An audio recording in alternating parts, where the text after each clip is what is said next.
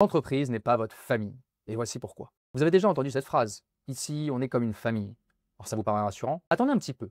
Parce que dans cette vidéo, je vais vous ouvrir les yeux sur l'un des plus grands pièges émotionnels du monde professionnel. Celui qui transforme des salariés loyaux en fusibles, en numéros, en matricules, prêts à tout sacrifier pour la famille. Celui qui vous pousse à culpabiliser dès que vous pensez à vous. Celui qui ruine votre équilibre perso, en vous faisant croire que dire non, c'est trahir. Dans cette vidéo, vous allez comprendre pourquoi l'entreprise n'est pas votre famille et ne le sera jamais, comment ce discours vous manipule plus qu'il ne vous protège, et surtout, comment éviter de vous faire avoir, que ce soit au moment de rester ou de partir. Pour ceux qui me découvrent, je m'appelle Amalric, je suis expert en négociation de départ et fondateur de rupturepro.com.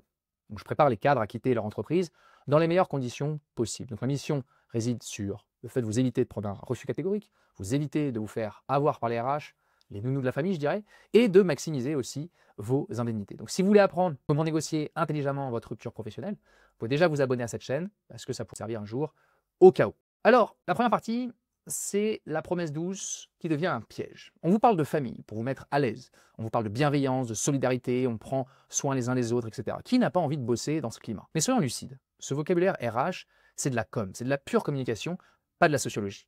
On est une famille ici. Cette expression est, selon Alison Green, une spécialiste RH qui en a parlé lors d'une interview pour Manage Engine Insights, souvent utilisée d'une manière qui désavantage les salariés. Alors pourquoi ce discours fonctionne? Parce qu'il crée un climat affectif qui brouille la frontière entre engagement professionnel et loyauté émotionnelle.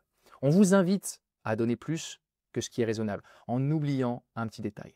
Dans une entreprise, le lien est contractuel et pas inconditionnel. Alors voici 6 dérives concrètes du mythe de l'entreprise. Le premier, c'est la loyauté à sens unique. On vous demande de vous dépasser pour la famille, de rester tard, de renoncer à vos vacances. Mais le jour où la boîte doit réduire les effectifs, eh bien devinez quoi? On ne licencie pas la famille, mais vous, on vous vire. En mai 2020, rappelez-vous, Airbnb a licencié 1900 salariés d'un coup, d'une traite. Et ces salariés faisaient partie de la Airfam, comme ils disent. C'est la famille Airbnb vantée par le CEO que vous connaissez tous, Brian Chesky. Donc fin de la famille, retour à la réalité. Deuxièmement, les burn-out et les limites floues. Quand c'est la famille, on ne compte pas ses heures, on s'y met à fond. Et c'est là que le piège se referme. Répondre le week-end, encaisser les urgences, dire oui à tout. 54% des salariés dans une culture familiale font des heures sup non payées. Ça, c'est issu de Harvard Business Review. Et 23% se disent aussi épuisés en permanence, selon Gallup. Troisième chose, le paternalisme et l'infantilisation. Dans cette famille, qui est le parent? Eh bien, c'est le patron. Et vous, qui êtes-vous? Vous êtes l'enfant. Le patron décide d'un côté, vous exécutez. Pas le droit de remettre en cause l'autorité, on vous protège à condition d'obéir.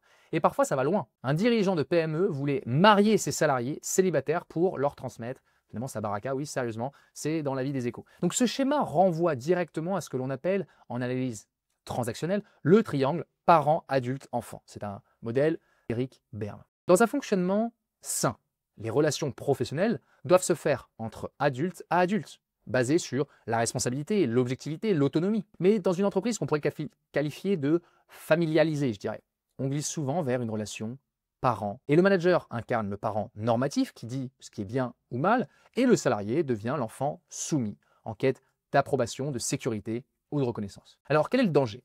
Eh bien, c'est que ce rapport crée de la dépendance affective. Et comme dans toute dépendance, le retour à l'équilibre est douloureux. Quand l'entreprise décide de sanctionner, l'enfant intérieur vit une trahison. Quand elle refuse une promotion, il ressent un abandon. Mais votre manager n'est pas votre père ni votre mère et vous ne lui devez ni fidélité filiale ni amour inconditionnel. Prenez soin de vous là-dessus. Quatrième point, la culpabilisation déguisée. Vous voulez partir? On va vous rétorquer. Oui, tu nous laisses tomber comme ça. Vous demandez une augmentation? Non, mais tu penses qu'à l'argent alors qu'on est une famille. Tout ça, c'est du chantage émotionnel. Et ça marche parce qu'on joue sur l'attachement. Mais avant d'aborder le sujet tabou de la séparation, du divorce, quand on veut que la famille, n'oubliez pas que si vous êtes cadre et que vous pensez à tourner la page, à prendre un nouveau départ ou que vous sentez le vent tourner, c'est une opportunité pour négocier votre départ intelligemment et avec un chèque. Les entreprises disent souvent que ce n'est pas la politique de la boîte, que si on n'est pas content, on peut démissionner. Rassurez-vous, si elles sentent que vous connaissez les règles du jeu, elles préféreront négocier un bon accord plutôt que de laisser empirer la situation. Mais pour atteindre la table des négociations, sans vous griller, parce que vous savez que vous n'avez qu'une seule cartouche, vous ne pouvez pas vous permettre de faire d'erreurs, il vous faut une approche subtile et ne pas faire n'importe quoi. Donc si vous voulez qu'on vous aide à mettre en place la meilleure stratégie de départ, vous doutez bien que la négociation, c'est du cas par cas, donc votre stratégie, votre plan d'action, vous pouvez déjà prendre un rendez-vous sur rupturepro.com. On analysera ensemble votre situation, on vous donnera directement vos chances de succès. Donc le lien est sous la vidéo. Je vous ai parlé du quatrième point, qui était la culpabilisation déguisée. Eh bien, je vais en rajouter un, le 4 bis, si je puis dire. Dans ce cas, c'est le divorce. Quand on veut quitter la famille, les représailles émotionnelles émergent. Une vraie famille, on ne la quitte pas. Du moins, pas sans heurts. Et c'est exactement ce qui se passe quand vous annoncez à votre entreprise que vous pensez à partir. Le discours familial se retourne alors contre vous. Vous êtes perçu comme un traître, un égoïste, un ingrat. C'est ce qu'on appelle parfois dans les RH anglo-saxons la rétention émotionnelle. On ne vous retient pas avec un bon projet, avec une reconnaissance réelle, mais avec de la culpabilisation, de l'isolement, voire des représailles sociales. Et on vous retire de certains projets, on ne vous consulte plus, vos collègues prennent leur distance, on ne vous parle plus, comme si vous aviez brisé un pacte implicite. Un salarié m'a déjà confié que le jour où il a annoncé qu'il voulait partir, on lui a dit texto: ça y est, tu nous lâches, on comptait sur toi comme un frère. Et quelques jours plus tard, silence radio. Ce fut une sorte d'excommunication professionnelle. Il a été mis sur le banc. Et c'est là le paradoxe. On vous parle de famille, mais au moindre signe d'autonomie, vous devenez un élément suspect. Un corps étranger à évacuer ou à punir. Et dans une entreprise normale, on discute d'un projet d'évolution.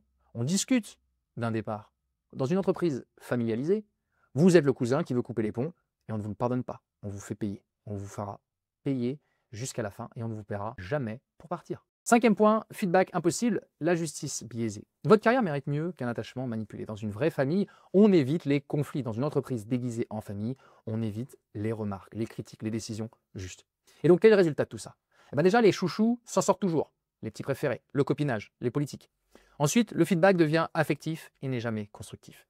Et donc, conclusion de la conclusion, la frustration monte. 6e point, et le dernier, avant le bonus, c'est le langage des RH. C'est un écran de fumée. Quand on parle de famille, quand on parle de bonheur au travail, quand on parle de sens, tout ça, c'est de la QVT, c'est de la qualité de vie au travail. Derrière ces mots doux, une relation déséquilibrée. Le pouvoir d'un côté, la docilité de l'autre. Et le vrai contrat, c'est le vôtre, pas les slogans sur les murs.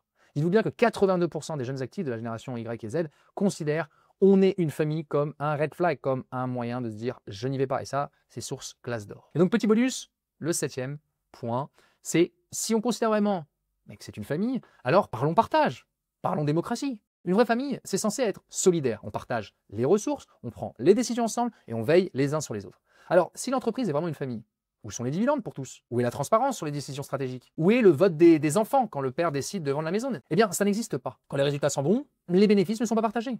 Ou du moins, pas équitablement. Les actionnaires encaissent. Les salariés, eux, reçoivent parfois un mug ou un stylo. Mais c'est pas une blague. Quand vraiment vient le temps des décisions, il n'y a pas de démocratie. Le pouvoir est vertical, il est verrouillé et il est souvent concentré dans les mains d'un seul ou du moins d'un petit cercle. Même dans les entreprises dites collaboratives, le mythe de la famille masse souvent une hiérarchie déguisée, un capital concentré et un discours d'adhésion obligatoire. C'est un peu, tu dois y croire même si tu n'y gagnes rien. Tu dois rester loyal même si on ne t'écoute jamais. Alors on vous parle de famille, mais en réalité, vous ne votez pas, vous ne possédez rien, vous ne touchez pas les fruits de la croissance. C'est l'entreprise famille version féodale. Grande table où certains mangent et les autres applaudissent en espérant rester à place. Alors la conclusion est la suivante. Une entreprise peut être humaine, respectueuse, chaleureuse, mais elle n'a pas besoin de se faire passer pour une famille pour l'être. Vous n'avez pas à tout donner, à vous sacrifier, à culpabiliser. Votre boss n'est pas votre papa, votre entreprise, eh bien, ce n'est pas votre foyer. Et vous n'êtes pas un enfant. Travaillez avec loyauté, mais pas avec naïveté. Cherchez du respect, mais ne cherchez pas des câlins ou à être cajolé. Soyez un professionnel, pas un membre de la famille. Alors, peut-être que vous avez déjà vécu ça dans une expérience précédente, ou peut-être que vous êtes actuellement dans une entreprise dans laquelle vous vivez exactement ceci. Peut-être qu'on vous a déjà sorti le fameux « on est une famille ici ». Vous pouvez déjà partager votre expérience en commentaire. Moi, je les lis, et si je trouve ça intéressant, on pourra rebondir là-dessus. Si vous sentez ensuite que votre boîte ne vous le rendra pas, que c'est le moment de tourner la page, que cette énième réorg, que ce nouveau management, que ces nouvelles valeurs, que la politique a changé, que ça ne vous convient pas, que vous n'êtes plus aligné, venez sur rupturepro.com. On vous aide à négocier votre sortie dans les meilleures conditions. Merci d'avoir regardé cette vidéo. Abonnez-vous pour ne pas rater la prochaine.